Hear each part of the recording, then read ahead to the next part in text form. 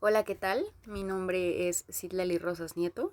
Soy estudiante del sexto trimestre de la licenciatura en COFB en la UAM Xochimilco y les doy la bienvenida a este podcast desarrollado como parte de la UEA llamada Evaluación de materias primas para la producción de medicamentos.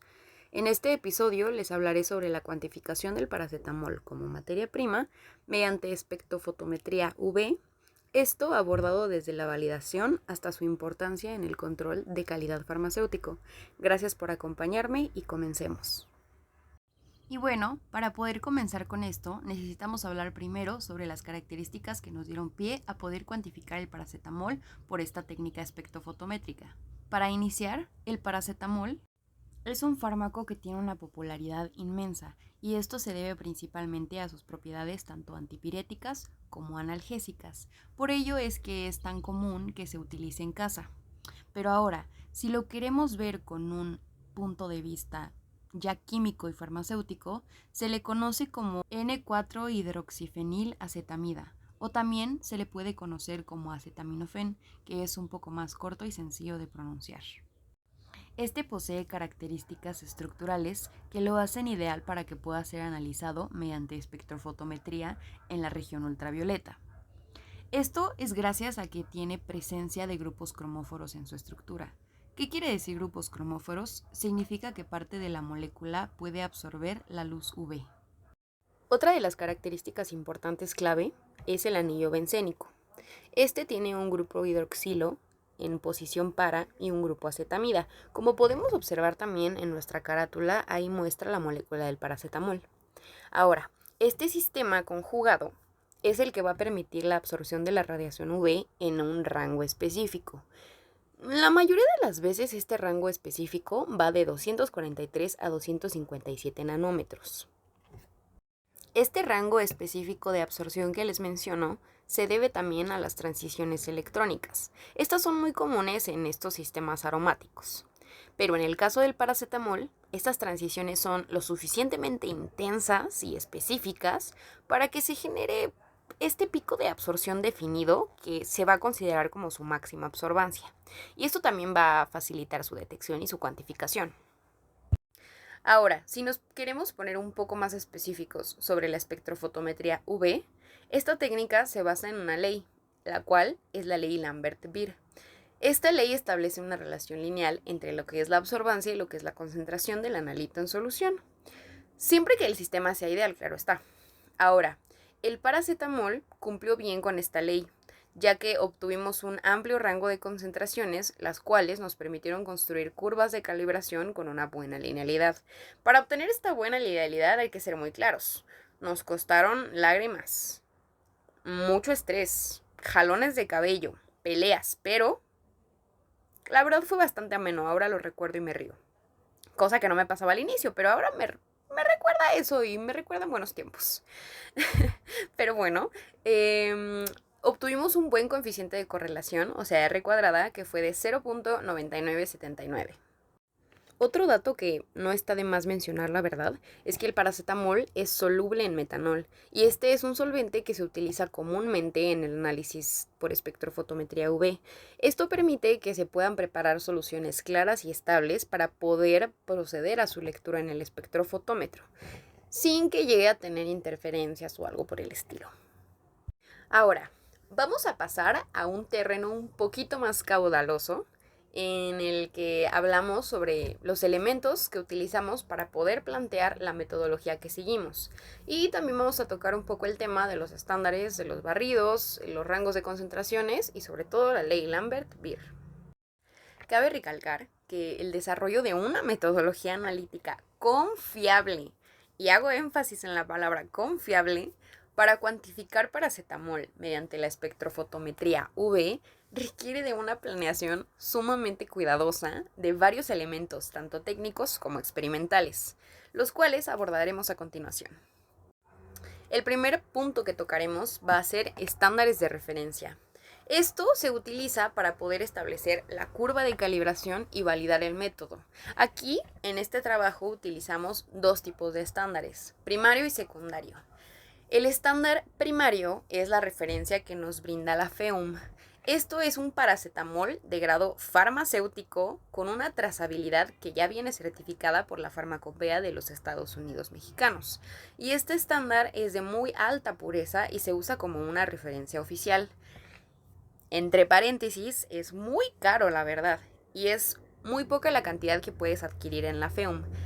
Pero la verdad hace un gran trabajo y es perfecto para poder comparar por el trabajo que tiene ya detrás. El segundo estándar, el secundario, fue un estándar que obtuvimos nosotros a partir de una extracción y muchas purificaciones de las tabletas comerciales de paracetamol. Aunque no está certificado, su validez se pudo comprobar mediante una comparación con el estándar primario. Y de aquí supimos que estábamos haciendo las cosas bien porque obtuvimos una pureza de 99.81%. Y esto lo convierte en una alternativa bastante viable para laboratorios con recursos limitados. Entre los principales componentes que utilizamos se encuentran los estándares de referencia, los cuales se utilizaron para poder establecer nuestra curva de calibración y validar el método. Y aquí se utilizaron dos tipos de estándares, estándar primario y estándar secundario. En el caso del estándar primario, utilizamos la referencia que nos proporciona la FEUM. Este paracetamol es de grado farmacéutico y tiene una trazabilidad certificada por la Farmacopea de los Estados Unidos mexicanos. Además, este estándar es de alta pureza y se utiliza como una referencia oficial.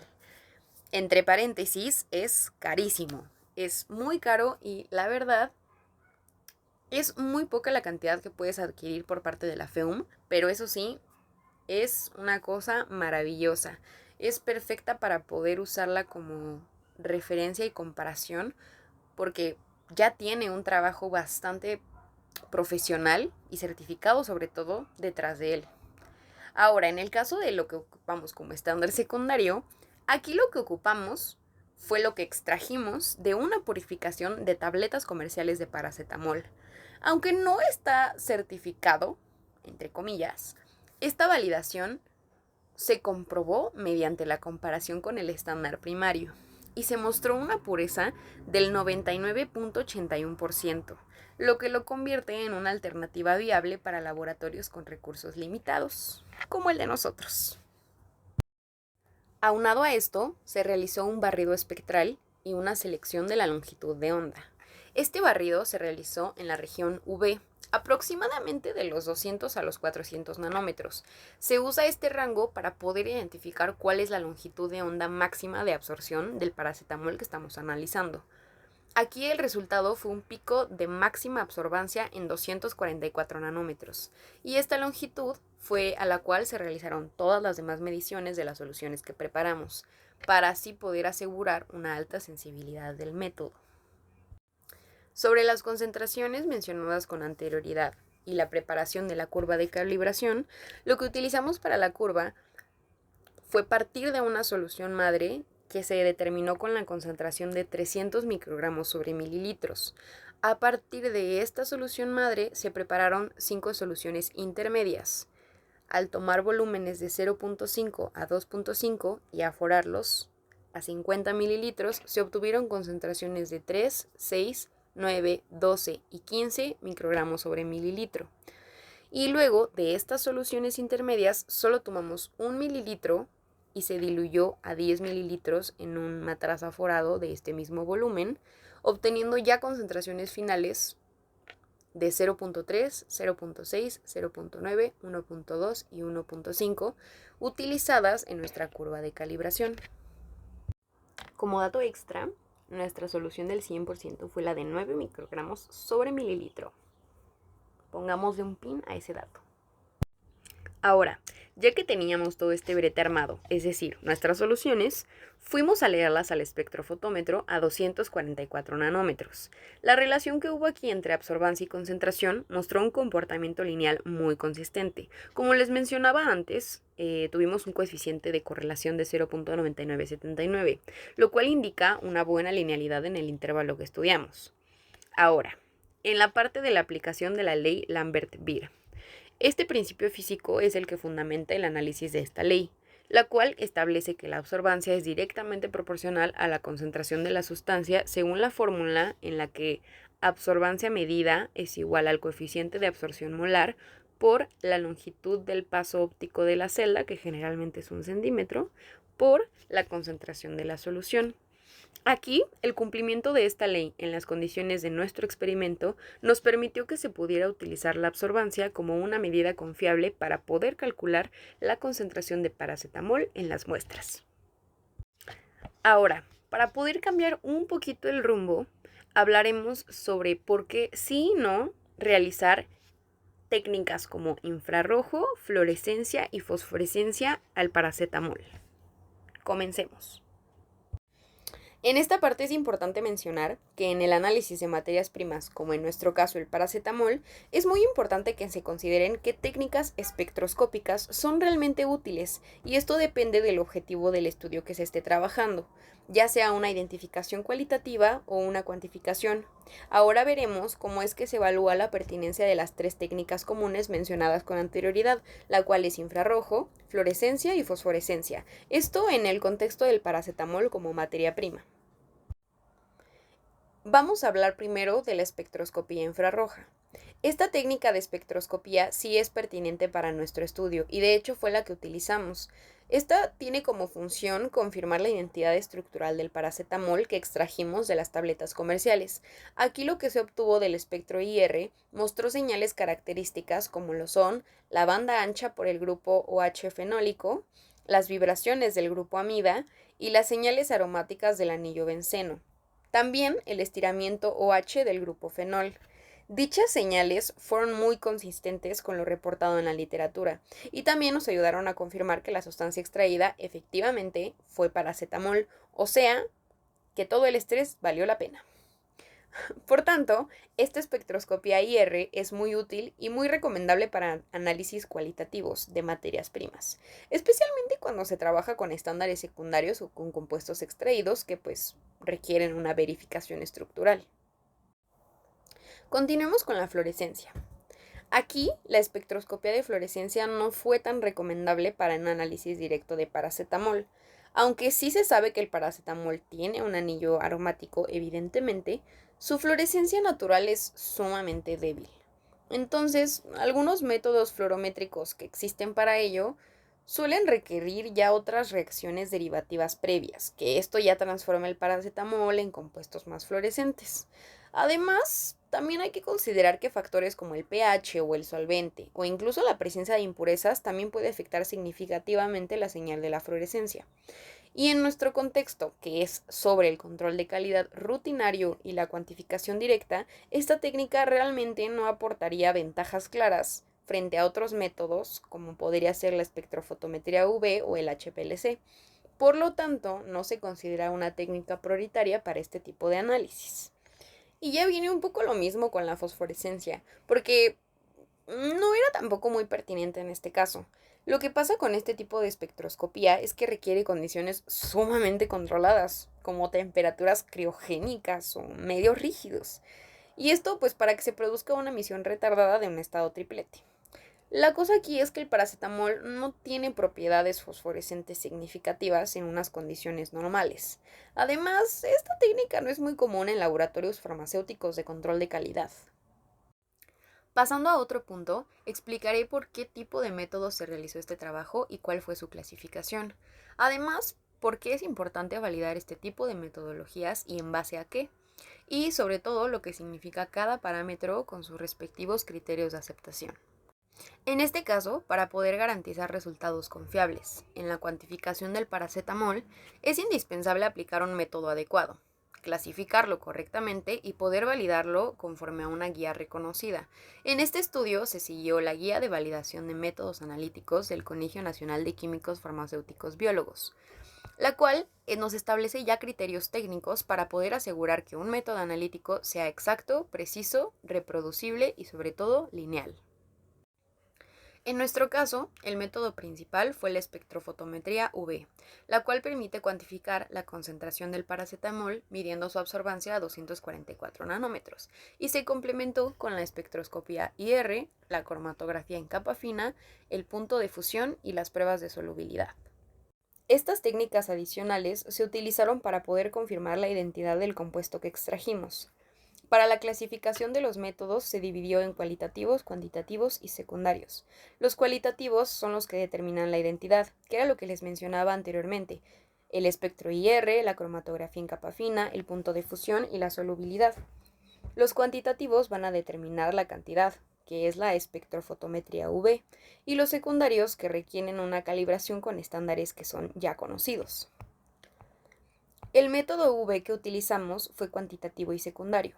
Esto dependiente a una curva de calibración basada en nuestras soluciones patrón. Ahora, ¿por qué es tan importante validar? Bueno, la validación de un método lo que va a hacer es garantizarnos que pueda ser adecuado para su uso en un control de calidad. Esto según la guía del Colegio Nacional de QFBs. Validar un método implica que se compruebe que sus resultados son confiables, reproducibles, pero sobre todo adecuados para el propósito analítico. Y esto se determina cumpliendo una base de parámetros que ya lo puedan hacer aceptable ante regulaciones ya sean nacionales o internacionales. Nacionales hablamos, por ejemplo, de la FEUMA. En el caso de los parámetros de validación, su significado y los criterios, vamos a describir los parámetros evaluados, qué significan y los criterios de aceptación establecidos por la guía que usamos.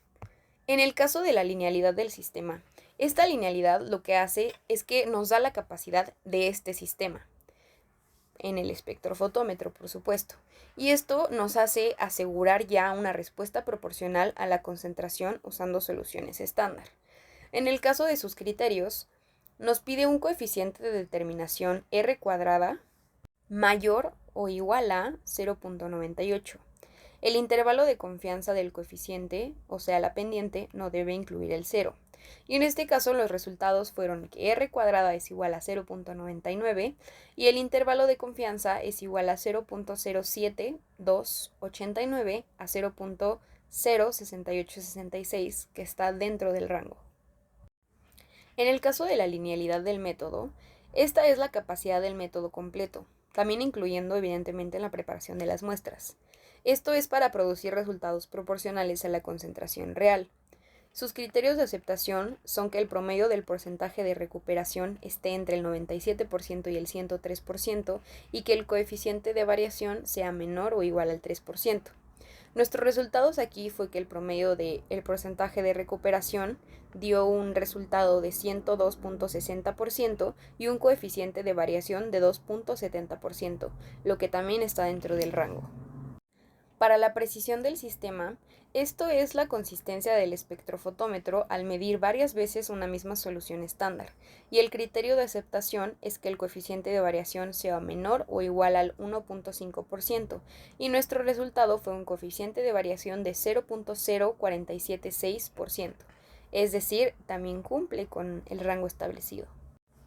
Para la precisión del método, esto quiere decir que es la reproducibilidad de los resultados al repetir el procedimiento completo en diferentes condiciones o momentos. Aquí el criterio de aceptación es que un coeficiente de variación tuviera el resultado de menor o igual al 3% y nuestro resultado dio a un coeficiente de variación de 1.7958%. También está dentro del rango. Y en el caso, por último, de la exactitud y repetibilidad, exactitud quiere decir qué tan cercano está del resultado obtenido al valor verdadero. y esto se evalúa con las recuperaciones. En el caso de la repetibilidad, es qué tan similar son los resultados bajo las mismas condiciones experimentales. Aquí nuestros criterios de evaluación era que el porcentaje de recuperación promedio estuviera entre el 97% y el 103% y nuestro coeficiente de variación sea menor o igual al 3%.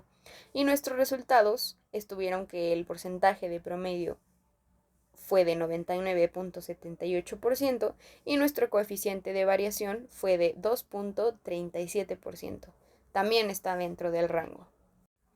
Ahora hablaremos sobre qué tipo de información se puede obtener cuando comparamos las técnicas. También hablaremos un poquito de la hipótesis y las pruebas estadísticas que debemos de realizar para demostrar estos datos.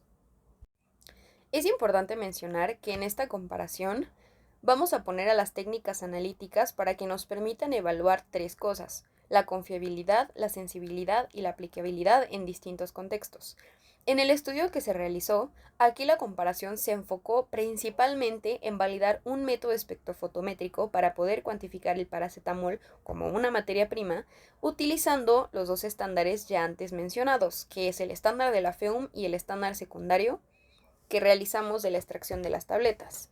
Aquí, la comparación no solo nos permite también evaluar la equivalencia entre ambos, sino que también podemos sustentar con hechos estadísticos que el método es válido para el propósito que realizamos.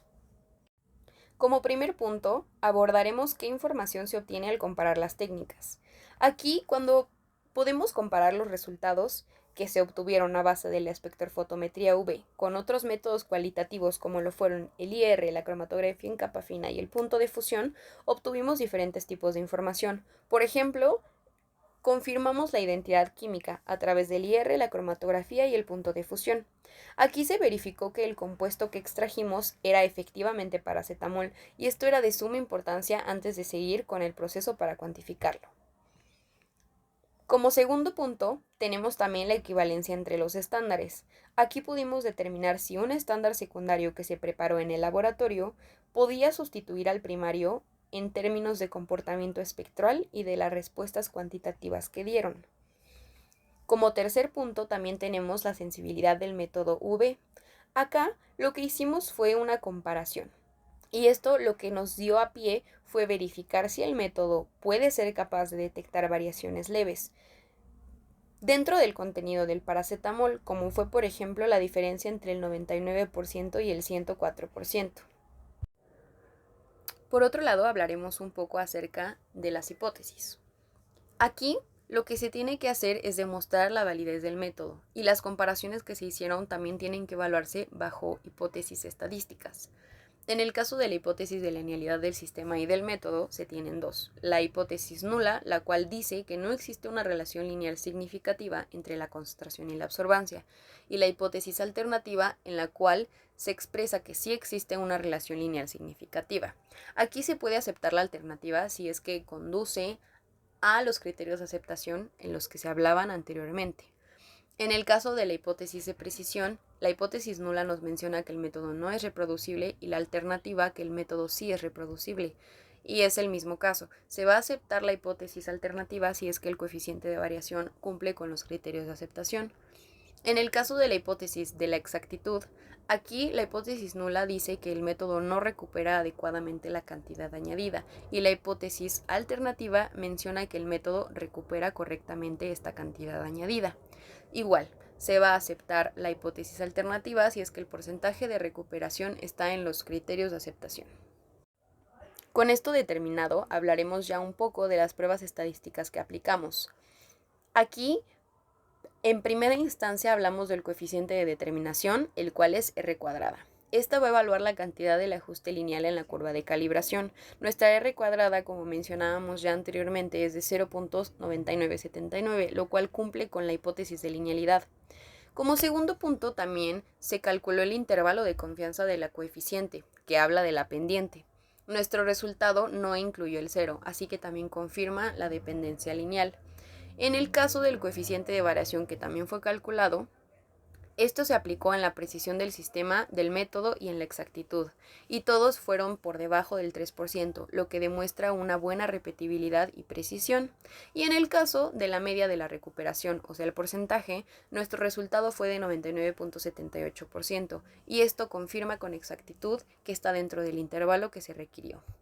Ahora, para la ecuación de la recta de calibración tenemos que y es igual a 0.078x más 0.0022, y esto muestra un comportamiento predecible entre la concentración y la señal. Y ahora sí, con esta información podemos concluir con base a nuestro objeto de transformación de nuestra wea. Este trabajo que realizamos enmarca directamente nuestro objeto de transformación. Como les mencionaba anteriormente, este módulo tiene como nombre Evaluación de materias primas para la producción de medicamentos. Aquí nuestro enfoque principal es poder asegurar la calidad de las materias primas mediante las metodologías analíticas validadas, y esto también va de la mano con la normativa nacional e internacional que se encuentra vigente. Ahora, a través de nuestro desarrollo y validación del método espectrofotométrico para poder cuantificar el paracetamol como materia prima, logramos que los principales métodos y criterios establecidos tanto por la Farmacopea de los Estados Unidos como por la guía del Colegio Nacional de QFBs, se aplicaron estos parámetros de validación como linealidad, precisión, exactitud y repetibilidad. Además, pudimos utilizar un estándar secundario que extrajimos y purificamos en el laboratorio. Esta equivalencia con el estándar primario también fue comprobada. Y esto lo que nos ayuda a ver es que es posible implementar soluciones viables en otros contextos con recursos un poco limitados. Y esto sin la necesidad de poder comprometer la calidad de nuestro análisis. Este trabajo también nos permitió a nosotros como estudiantes poder reconocer cuál es la importancia del control de calidad ya en la industria farmacéutica, el cual tiene un peso sumamente grande. Y también nos ayudó a ver cuál era la necesidad en aplicar criterios técnicos que fueran rigurosos para la validación de estos mismos métodos. Además, también nos ayudó en la toma de decisiones sobre la aceptación o el rechazo de materias primas. Para finalizar esto, este trabajo no solo nos ayudó a las competencias analíticas y técnicas, sino que también cumple con el propósito de la wea en formar profesionales conscientes de su responsabilidad en la garantía de la salud pública, la eficacia y la calidad de los medicamentos. Aquí la capacidad de evaluar una materia prima, como lo fue el paracetamol, utilizando una metodología validada, representa una contribución concreta al proceso de la fabricación farmacéutica bajo estándares confiables y que sobre todo sean reproducibles. Y bueno, ahora sí, con esto concluimos el recorrido por el análisis del paracetamol como materia prima utilizando la espectrofotometría UV. Espero de verdad que este contenido haya sido útil y claro. Muchas gracias por escuchar.